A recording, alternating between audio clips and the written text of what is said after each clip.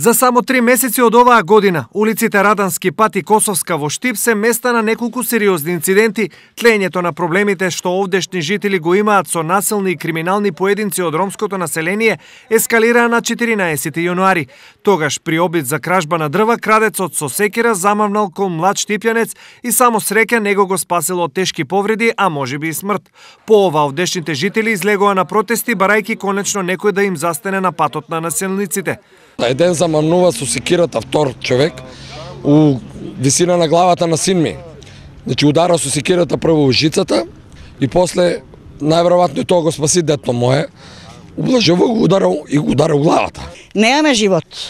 Да тражи полицијата нешто решение, да си најдете на полицајецот на време, ја од Скопје сум, имаше што си вртеше полицаец 24 сата. 2 недели подоцна со метална шипка беше нападнат друг тамошен жител. Па ја порта, ја некај комбинеро ја. Дека тој ѓубрито. И да му земалам портата и он стане да земе портата и он неко позади се од дрво и кутне го на земја. Крајот на јануари листата на инциденти на Радански пат и Косовска се надополни со напад и скршеност на таксист.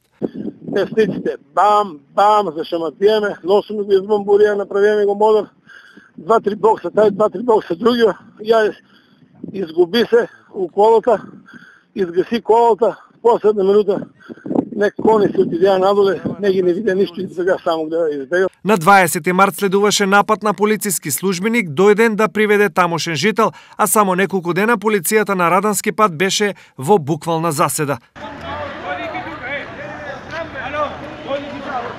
Што бе, пушти го дето бе! Пушти го дето бе! Пушти го дето бе! Пушти го дето, што пишто водиш? Пушти го дето! Пушти го дето, што го земеш дето? Веќе вчера таксист повторно беше жртва на истата улица, а овој дел од Штип е место кое се избегнува и дења, уште повеќе ноќе. Секако одговорноста за ова е на поединци. Последиците од нивното дивење ги трпат сите, а најмногу македонското и ромското население кое живее на овие улици.